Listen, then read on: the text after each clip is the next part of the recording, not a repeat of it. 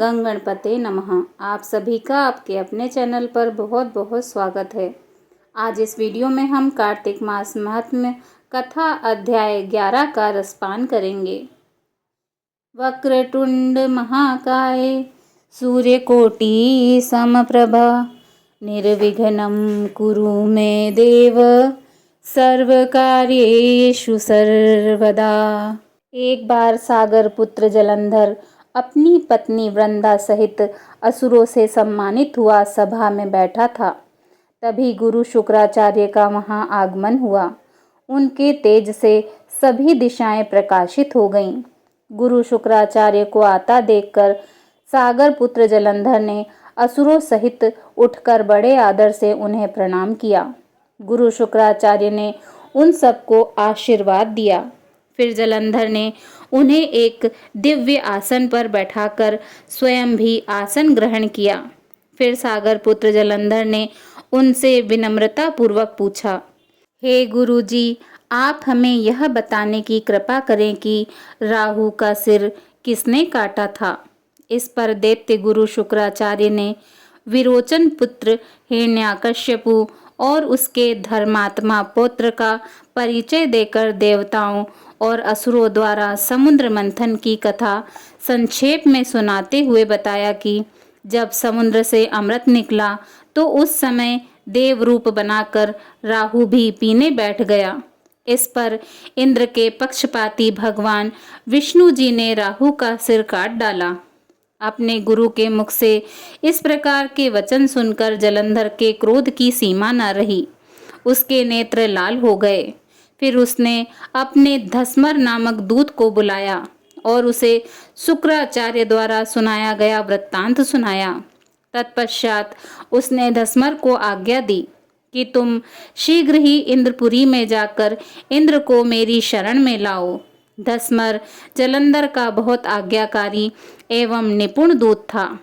वह जल्द ही इंद्र की सुधर्मा नामक सभा में जा पहुंचा और जलंधर के शब्दों में इंद्र से बोला, हे देवता धाम, तुमने समुद्र का मंथन क्यों किया और मेरे पिता के समस्त रत्नों को क्यों ले लिया?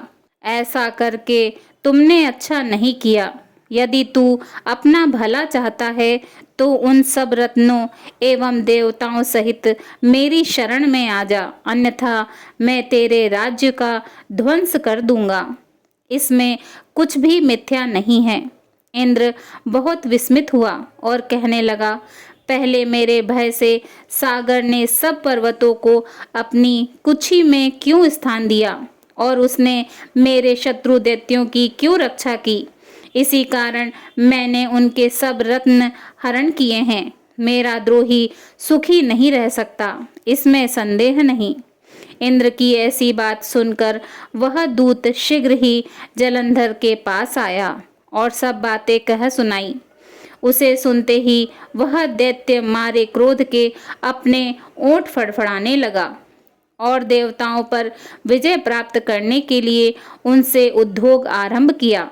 फिर तो सब दिशाओं पाताल से करोड़ों करोड़ों दैत्य उसके पास आने लगे। शुंभ निशुंभ आदि करोड़ों सेनापतियों के साथ जलंधर इंद्र से युद्ध करने लगा। शीघ्र ही इंद्र के नंदन वन में उसने अपनी सेना उतार दी। वीरों की शंख ध्वनि और गर्जना से इंद्रपुरी गूंज उठी। अमरावती छोड़ देवता उससे युद्ध करने चले। भयानक मारकाट हुई। असुरों के गुरु आचार्य शुक्राचार्य अपनी मृत संजीवनी विद्या से दैत्यों को और देव गुरु बृहस्पति जी द्रोणागिरी से औषधि लाकर देवों को जीवित करते रहे। इस पर जलंधर ने क्रुद्ध होकर कहा कि मेरे हाथ से मरे हुए देवता जी कैसे जाते हैं? जीवन प्रदान करने वाली मृत संजीवनी विद्या तो केवल आपके पास है। इस पर शुक्राचार्य ने देवगुरु द्वारा द्रोणाचार्य से औषधि लाकर देवताओं को जिलाने की बात कही। यह सुनकर जलंधर और भी कुपित हो गया। फिर शुक्राचार्य जी ने कहा, यदि शक्ति हो तो द्रोणगिरी को उखाड़कर समुद्र में फेंक दो, तब मेरे कथन की सत्यता प्रमाणित हो जाएगी।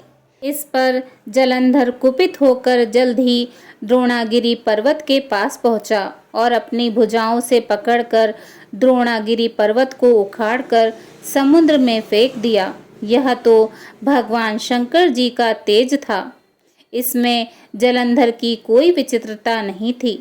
तत्पश्चात यह सागर पुत्र युद्ध भूमि में आकर बड़े तीव्र गति से देवताओं का संहार करने लगा। जब गुरु बृहस्पति जी औषधि लेने गए तो द्रोणाचल को उखड़ा हुआ शून्य पाया। वह भयभीत हो देवताओं के पास आए और कहा कि युद्ध बंद कर दो, जलंधर को अब नहीं जीत सकोगे।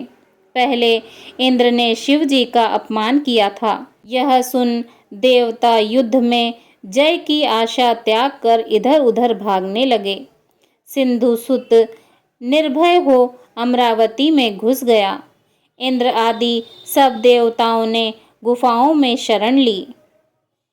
कार्तिक मास महात्म्य 11वां अध्याय समाप्त।